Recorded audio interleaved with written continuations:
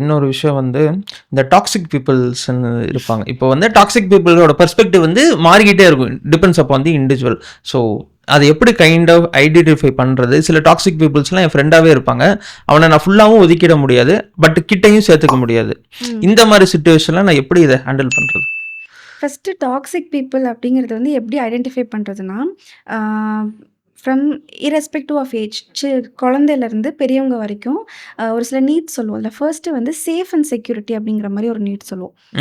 நம்ம யார் கூடயாவது பழகும்போது ஒரு சேஃபாக ஃபீல் ஆகும். அது நம்மளுக்குள்ளே இருக்கிற ஒரு இன்ட்யூஷனே நம்மளுக்கு வந்து சொல்லும். ஒரு சில இடத்துல வந்து சேஃபாக ஃபீல் ஆகாது, அதே நேரத்தில் இன்செக்யூராகவும் ஃபீல் ஆகாது. ஒரு மாதிரி வந்து ஒரு கன்ஃபியூஸ்டு ஸ்டேட் ஆஃப் மைண்டில் இருக்கும். அங்கே தான் நிறைய இடத்துல நம்ம மாட்டிக்கிறோம். அதில் வந்து பின்னாடி பார்த்திங்கன்னா நம்மளோட வேல்யூ சிஸ்டம்மு, நம்ம வளர்ந்த விதம், இதெல்லாம் வந்து நம்மளுக்கு கரெக்டான ஒரு டெசிஷன் எடுக்க விடாது. இவங்க தப்பா இல்லை கரெக்டா அப்படிங்கிற ஒரு டெசிஷன் எடுக்க விடாது. அந்த இடத்துல நம்ம மாட்டிப்போம்.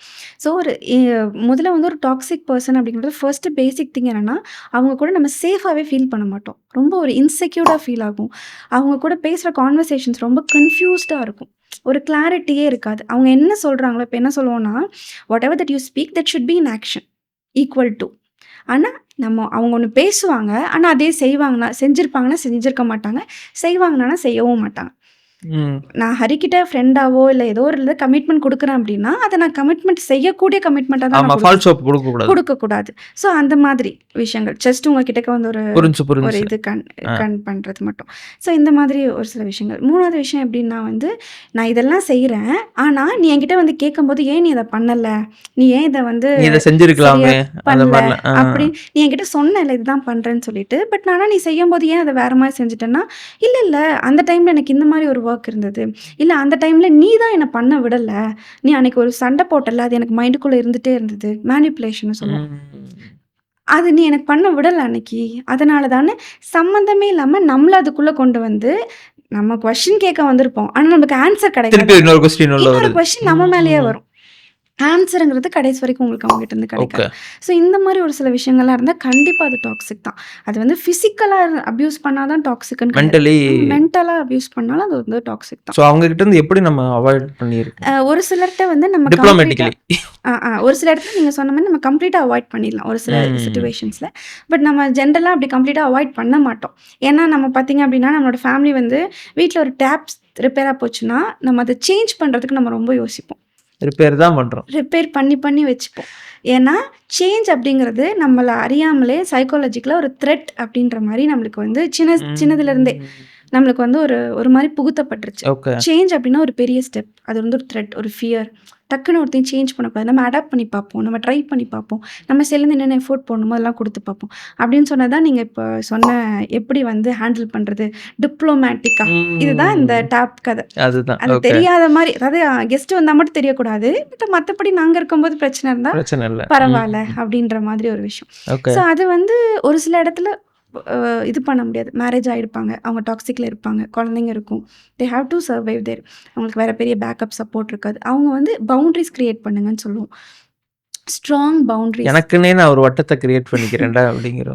ஆமாம், ஒரு பவுண்ட்ரி க்ரியேட் பண்ணுங்கள், ரீபில்ட் பண்ணுங்கள் அவங்களன்னு சொல்லுவோம். எந்தெந்த இடத்துலலாம் நீங்கள் வந்து அவங்களால மிஸ் பண்ணீங்களோ, ஃபார் எக்ஸாம்பிள் உங்களோட ஸ்டடீஸாக இருக்கட்டும், இல்லை ஒரு கெரியராக இருக்கட்டும், இல்லை உங்களோட ஆண்டர்ப்ரனர்ஷிப்பாக இருக்கட்டும், ஃபிலாந்த்ரபிஸ்ட் ஒர்க்காக இருக்கட்டும், ஏதோ ஒரு இடத்துல உங்களை முன்னிலைப்படுத்திக்கோங்க. உங்களோட சோஷியல் சர்க்கிளை பில்ட் பண்ணுங்கள்.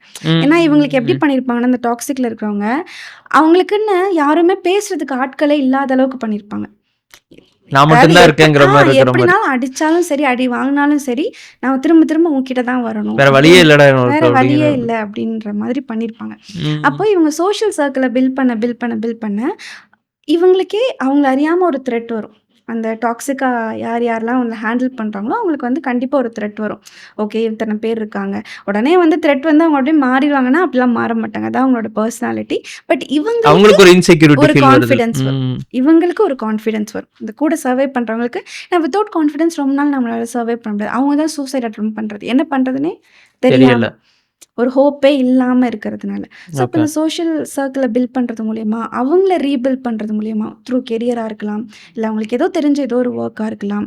அந்த மாரி இருக்கிறது மூலியமா, இந்த மாரி மென்டல் ஹெல்த் ப்ரொஃபஷனல்ஸோட கைடன்ஸோ, ஹெல்ப்போ சீக் பண்றது மூலியமா. ஏன்னா, இந்த மென்டல் ஹெல்த் அப்படிங்கிறது ரொம்ப ரொம்ப இம்பார்ட்டன்ட். Particularly for women's. ஏன் நான் விமென்னு ஸ்ட்ரெஸ் பண்றேன்னா, ஒரு மென்க்கு வந்து திடீர்னு வீட்ல ஒரு ப்ராப்ளம் வருது. நீங்க சின்ன வயசுல பார்த்துருப்பீங்க.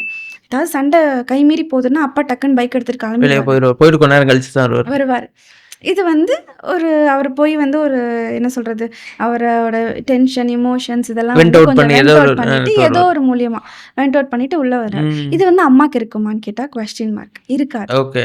இன்னைக்கு மேரேஜ் ஆனாலுமே அந்த பொண்ணுக்கு வந்து பெருசா இருக்கான்னு கேட்டா, ஏன்னா ஆன்சரபிள் பொசிஷன்ல அவங்க இருப்பாங்க. என்னடா வீட்ல குழந்தை அழுதுட்டு இருக்குது, சமையல்ல அ அடுப்புல குழம்பு கொதிச்சுட்டு இருக்குது, நீ பாட்டுக்கு கிளம்பி போயிட்ட. அண்டர்ஸ்டாண்டிங் கிடையாது. ம். ஸோ, அதனால விமென்க்கு ரொம்ப இம்பார்ட்டன்ட். இப்போ ஓகே. அவங்களால வந்து ரொம்ப ஹியூஜா பே பண்ணி மென்டல் ஹெல்த் கவுன்சிலிங் எடுக்க முடியலன்னா கூட, கவர்மெண்ட் சைட்லேருந்து நெறையா இதுக்கு வந்து பண்றாங்க. இப்போ நெறையா சப்போர்ட் சூப்பர், சூப்பர். பண்ணிட்டு தான் இருக்காங்க. அதுக்கு ம். வந்து நெறைய அவங்க வந்து ப்ராஜெக்ட்ஸ். ஆமா. கன்சிடர் பண்ணலாம் இல்லையா? அப்படியாவது அவங்க அட்லீஸ்ட் எடுத்துக்கணும்.